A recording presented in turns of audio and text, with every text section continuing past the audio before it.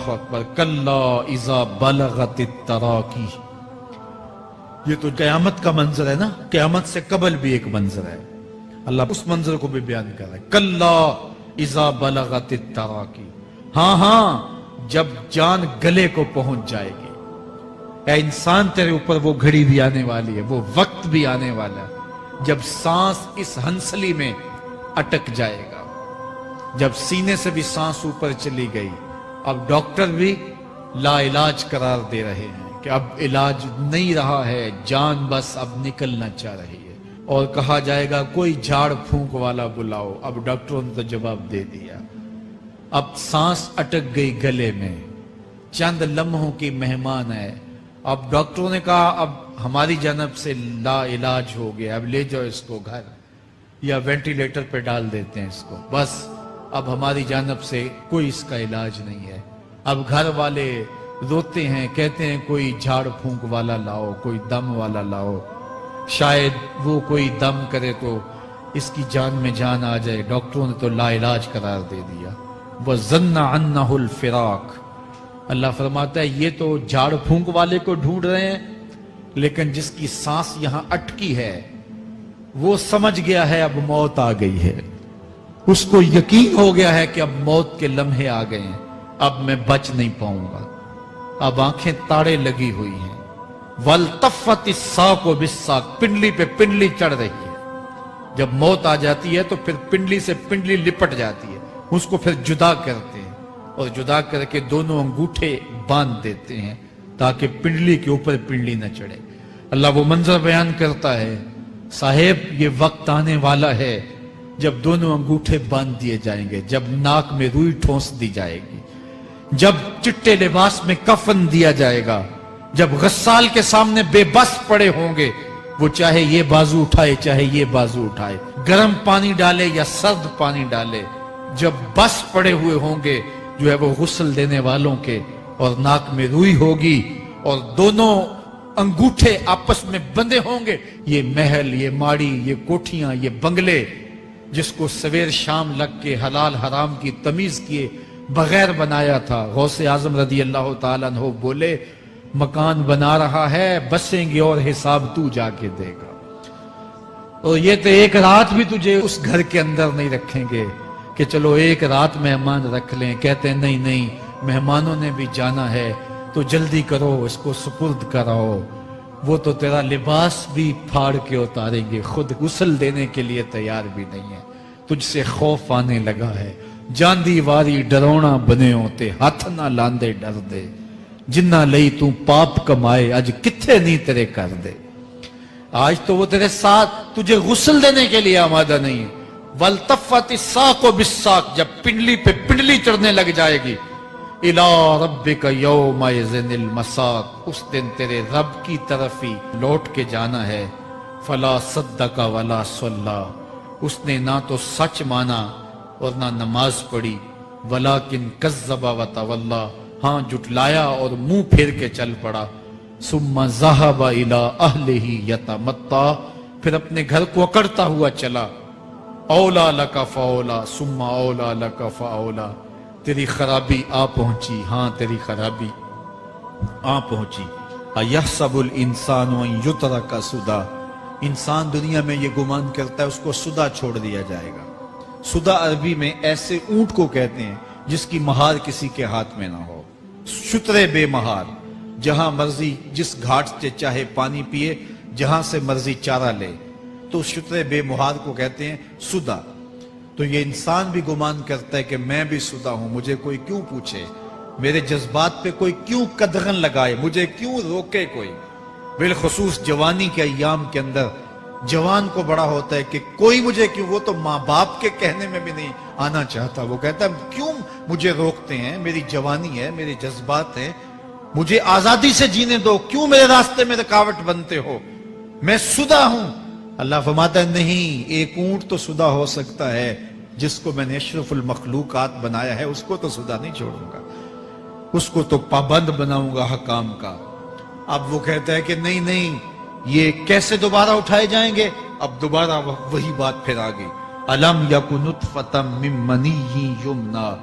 اللہ فرماتا ہے ایک بوند تھی نا، پانی کا ایک قطرہ تھا جو رحم مادر میں رکھا گیا، ثم کان علقہ، پھر وہ پانی کا قطرہ لوتھڑا بنا، فخلق فسوی، پھر اللہ نے اسے پیدا فرمایا اور پھر ٹھیک ہموار کیا، فجعل منہ الزوجین الذکر والانثی، پھر اس سے وہ جوڑ بنائے، کوئی مرد بنایا کوئی عورت بنائی۔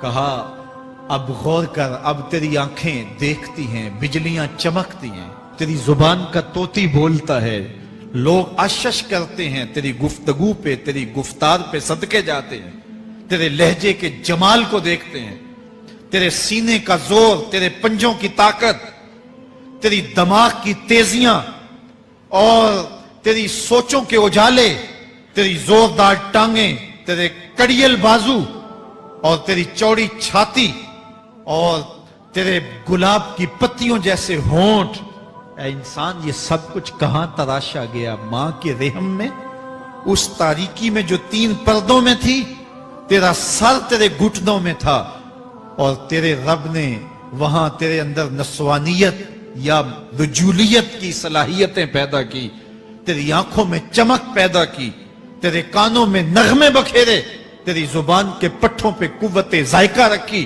تجھے بولنے کی صلاحیت دی، تیرے پنجوں میں زور رکھا۔ آج تو مفتی شہر ہے، آج تو علامۃ الدہر ہے، آج تو قاضی القضات ہے، آج تو منسٹر ہے، آج تو وزیر اعظم ہے، آج تو پہلوان ہے، آج تو شہزادہ ہے، آج تو بادشاہ ہے، آج تو زوراور ہے، آج تیری طاقت کے کیا کہنے، آج شیروں کو تو نچا لیتا ہے، ہاتھیوں کو تو بٹھا لیتا ہے، آج تو بڑا زوراور گھڑ سوار ہے، آج تیری طاقت کے کیا کہنے، تو کشتی کرتا ہے، زمانہ دیکھنے آتا ہے، آج تیری طاقت کے شوہرے ہیں، تیری عظمت کے تنتنے ہیں، لیکن انسان تو ایک ناپاک قطرہ تھا اور رحم مادر میں تھا، تیرے اندر یہ رنگ کس نے بھرے، تیرے کانوں میں نغمے کس نے رکھے، تجھے دماغ کی قوتیں کس نے دی، زبان کو بولنا کس نے سکھایا، آنکھوں میں توانائیاں کس نے رکھی، تیری زبان کا طوطی بولتا ہے، یہ سلیقے کس نے دیے؟ پھر اللہ فرمایا، کتنا زوردار بیان ہے، الیس ذالک بقادر علی ان یحیی الموتى، جو ماں کے پیٹ میں ایک نطفے کو ایک خوبصورت انسان بنا سکتا ہے، ہڈیوں کو جوڑ کے دوبارہ انسان نہیں بنا سکتا؟ کیا وہ دوبارہ تجھے کھڑا نہیں کر سکتا اپنے سامنے پیش ہونے کے لیے، جس کے حکموں کو تو نے توڑا ہے، جس کے فرامین کا تو نے مذاق اڑایا ہے؟ کیا وہ اتنا ہی بے بس ہے کہ اپنے حضور تجھے جو ہے وہ کھڑا ہی نہیں کر سکتا ہے؟ جس رب نے تجھے ماں کے شکم میں شکل دی، حضرت شیخ فرید الدین عطار بولتے ہیں، سانے کستی سلاتی می شود، ایسا کاریگر ہے مٹی سے بادشاہ بنا ڈالتا ہے۔ اس نے مٹی سے دارا و سکندر بنائے، اس نے مٹی سے جو ہے وہ رستم و سہراب بنائے، اس نے مٹی سے کیا کیا بنا دیا، جو مٹی سے بادشاہ بنا سکتا ہے، جو نطفہ رحم مادر سے جو ہے وہ شکل اور صورت اور رنگ اور جمال بنا دیتا ہے۔ تیری صورت نکھرتی ہے، تیرے ہونٹ گلابی ہیں اور تیری نرگسی آنکھیں ہیں، تیرے ریشمی بال ہیں اور تیری خوبصورت رنگت ہے، تو چال چلتا ہے تو لگتا ہے قیامت چل رہی ہے، تیرا قد رانا جو ہے وہ صنوبر کو شرماتا ہے، تیری گفتار کے تنتنے ہیں۔ جس نے اتنی خوبصورت شکل ماں کے رحم میں بنائی، کیا وہ ہڈیوں کو جوڑ کے دوبارہ انسان نہیں بنا سکتا؟ وہ دوبارہ انسان بنائے گا اور پھر تجھے اپنے حضور کھڑا کرے گا۔ اور ایک حدیث میں آتا ہے، اللہ بندے کو اپنے حضور کھڑا کرنے کے بعد اپنے سامنے سے ہٹنے نہیں دے گا جب تک 5 سوال نہیں پوچھ لے گا۔ ان عمرہ ہی فیما افنا ہو، اس کی عمر کے بارے میں پوچھے گا، کہاں ضائع کی؟ میں نے تجھے زندگی دی، 60 سال 70 سال 40 سال 50 سال، اس زندگی کو کہاں گزار کے آیا ہے؟ ان شباب ہی فیما ابلا ہو، اس کی جوانی کے بارے میں پوچھا جائے گا، جوانی کہاں گزار کے آیا ہے؟ مجنوں تو نہیں بنا رہا، خواہشات کا اسیر تو نہیں ہو گیا، دیوانوں کی طرح زندگی تو نہیں گزار کے آ گیا؟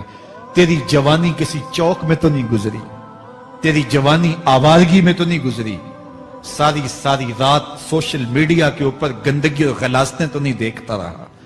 تیری زندگی گزری کہاں ہے؟ تیری جوانی گزری کہاں ہے؟ اگر کوئی جواب نہ ہوا تو پھر کیا جواب دے گا؟ اور وہ کتنا خوش نصیب ہوگا جو کہے گا مالک میری جوانی سجدوں میں گزری، میری جوانی قیام میں گزری، میری جوانی رکوع میں گزری۔ میرے حضور فرماتے ہیں سبعۃ یظلھم اللہ فی ظلہ یوم لا ظل الا ظلہ، 7 اشخاص ایسے ہیں قیامت کے دن جب کوئی سایہ نہیں ہوگا، اللہ ان 7 کو اپنے عرش کا سایہ دے گا۔